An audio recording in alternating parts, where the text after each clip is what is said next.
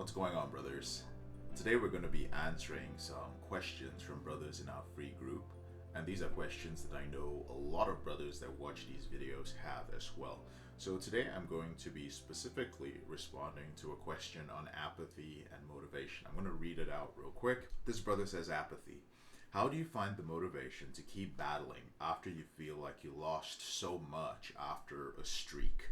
So for me, it was a 4-month streak. I know you guys don't put an emphasis on streaks because your program is more about a complete mind shift change as opposed to a restriction.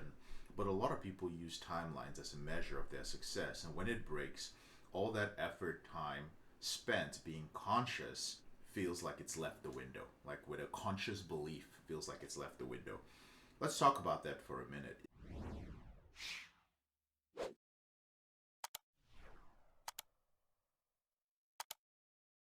The interesting thing here is that this brother acknowledges that we don't put an emphasis on streaks when it comes to the porn reboot program, that we don't count.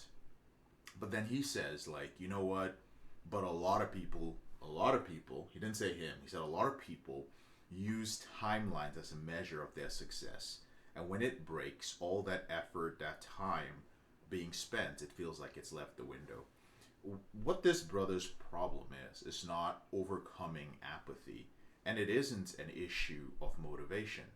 His issue is that he's dealing with some form of cognitive dissonance, right? It's something like the examples of cognitive dissonance are justifying, right? You justify a certain behavior you have, or you rationalize, oh, you know what, I did that because I had a very, very strong urge, and if I didn't masturbate, I would have gone to a massage parlor, or I would have gone to visit with a prostitute. So that's rationalizing your slip to pornography. You could justify it. A justification is type of cognitive dissonance where you say, well, you know what, it was a really, really hard day or hard week, and I'd been off pornography for 4 or 5 days. That's the longest time I had been off it. So, I deserve a reward. That's justification. This brother is dealing with cognitive dissonance because he knows that when he has a timeline, it ends up in pain. Let's talk about timelines for a minute. One of the reasons why we don't count. A lot of brothers count days because you are part of what I call the religion of recovery, which is simply you follow things like 12 steps and religious programs that give you a little gold star based on the amount of time you've stayed away from that behavior. But think about this. Well, first of all, let's just talk about this real quick. The problem with this is each time that you relapse, you have to start from the beginning. Nobody tells you that, hey, you relapsed on day 78, so tomorrow it's day 79. The truth is that when it comes to your neurobiology, the truth is that it doesn't really matter. That one slip did not set you back 70 something days. It really didn't. But unfortunately, because you're so attached to this way of thinking, well, then you let it set you back that amount of time, which is absolutely nuts in my opinion. Anything which is worthwhile in life is usually not measured in timelines that you count by days. It's usually measured in quality, right? So let's talk about a relationship. People will say, oh, we've been married for 30 years. Who gives a fuck that you've been married for 30 years? Was it a happy marriage? Or was it a marriage where the man was beating on the woman, both of you would drink every night and yell at each other, both of you hate each other, and you're only together after 30 years because of the kids and it's too inconvenient, neither of you can survive financially if you divorce, right? It doesn't matter. But a lot of people will hear things like, wow, they've been married for 40 years. That's a good thing. No, it isn't necessarily. It's about the quality. Let's talk about something like health as well. Somebody's 65 years old, 70 years old, 80 years old. They're up there. It's like, oh, they lived a long life. But were they healthy throughout? Are they falling apart in their old age? Like we all fall apart in our old age. But is it the people who are in their 60s and 70s who, despite the genetic issues, are still relatively healthy and active, while there are others who are practically bedridden? Again, it is about the quality of that thing. Old age being the good thing, that is the quality. Anything. Let's talk about your finances, right? So it's oh, like I've been working for like 20 years. Well, what do you have to show for it, right? Just because you worked for 20 years and you made $100,000 a year every year doesn't mean you're going to have anything. I know people who make a high six-figure income who have nothing to show for it. Why? Because they never invested their money. They spent beyond and lived beyond their means. The same concept applies. It's common sense. Applies to rebooting. Brother, it is the quality of what you are doing. It is the change that you are experiencing in your life that matters. It is, are you more aware of the things that you're medicating? Are you more aware of the strong emotions, of the stress, of the trauma or unresolved issues, right, that you're dealing with, as opposed to how many days did you stay off pornography? I don't care if a guy is going through a relapse, as long as he comes out of that relapse and he is able to do something with the data that he's picked up during that time. So back to this brother's question, he says, how do you find the motivation to keep battling after you feel like you've lost so much after a long streak? I can't help you when it comes to streaks. The reason why you feel apathetic and you feel that you've lost so much is simply because you have counted. You have climbed a ladder and you have invested so much emotionally in your future. You're like, oh my God, this ideal, this perfect thing. And then all the things that you've built up along the way, you have held them close to your heart. You're just like, oh my God, like each step on the rung of this ladder is so precious. And it makes me think even more of the future. I'm so excited about this future that I cannot have. So what happens is, because you're climbing a ladder, even if you don't need to climb a ladder, you just need to walk. When you fall off, all you can think about are all these rungs on the ladder, all these precious days that you lost because you have been using willpower. Men who are constantly using willpower to end their out of control behavior will always find themselves lacking in motivation and apathetic.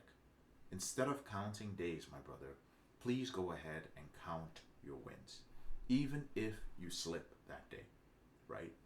Build the habit of counting your wins. Let me tell you something. He says, I know you guys don't put an emphasis on streaks because your program is more about complete mind shift as opposed to restriction. He says it as if restriction is easier than complete mind shift. And the truth is, it actually is. A lot of people will tend towards doing the easy thing. But we've been doing this for a decade right now, helping men end their out of control behavior with pornography. And every time a man chooses, he's like, oh man, that's so much to unlearn. Stop using willpower. Stop counting. Focus on your wins. Work on other areas of your life. I don't want to do that shit. I just want to count days. That's easy for me. I just want to use my willpower and make a mark on the calendar and go like, yeah, I've been 10 days off. 6 years later, 7 years later, I still get emails from men years and years later who could have joined the program or could have used the program for free, but they were lazy and they wanted to use willpower. They're still dealing with the out of control behavior. Meanwhile, brothers joined the group in a year and a half, 2 years. They rewired their brain, controlled their behavior, and they moved on with their life, right? So brother, that is how you deal with apathy within the context of this particular question. Those of you who still want to keep counting, let me make one final thing clear before we end this video for the day. Counting is easy. And I know a lot of guys go like, well, it's difficult to change your mindset. Oftentimes that is the limiting belief. The limiting belief is that you are asking me to change my mindset. And I feel that that is too difficult. Followed by the majority of men, the nofap dudes, the semen retention, all these people, all of them are doing the willpower thing. They're doing the counting thing. Like maybe that's what works for them. I see success stories there too. Brother, it's not about where you see success stories. It's literally about what works for you. If you haven't tried this system, this brother is in our free group. He's asking this question, but he actually hasn't given our system a shot. Yet he's asking me how the other system will work. Well, there's a reason why our system actually works. And I've always been a contrarian. Literally, the name of our company, our parent company, is Contrarian Solutions. We do things differently from other people. I noticed early in my reboot, when I was in my early 20s, that where everybody was going, when everybody was doing the same thing, the easiest way for me to be successful was to do the opposite. Literally. So I'll give you an example. When I was in college and everybody during the summer was taking the summer off and they were having fun and they were, well, I don't know what the heck people did in the summer. I went off to learn how to sell door to door. I worked 80 hours a week. When people went off for fall break, went off for spring break, all this shit, I didn't take a fall break or a spring break. I was going on leadership meetings, learning how to build an organization, learning how to be a manager. I did this all through my college years. When I saw people doing the recovery thing, yeah, I was a part of it. I did the counting days thing. And then I just realized that most of them weren't happy, even after they had control of their behavior, because it was still based on willpower. And I didn't want to do that. I didn't want to live a life always reminding myself that I was an addict. And so I went the opposite way. And that worked for me. So, brothers, I just want you to know that if you keep thinking, like, oh, but everybody's doing it, stop exposing yourself to that sort of information. Cut yourself off from the stuff that's not working and immerse yourself with the contrarians, with the people who are doing things differently, but who are actually getting results. I'm JK, your brother in this struggle. Thank you so much for taking the time to watch this video. A gentle reminder to those of you who are new to our channel, we help high-performing leaders, business owners, entrepreneurs, and professionals end their out-of-control behavior with pornography and masturbation within 90 days. We release 4 videos a week every week. Now, to help us out so that you can see us more, so that we can help more brothers, and so that I can put out more videos, please do like this video if you actually like it, subscribe to the channel if you want to see more videos, and drop a comment so that the algorithm gods will favor us. Again, thank you very much for watching, and I'll speak to you later on in the week. Take care.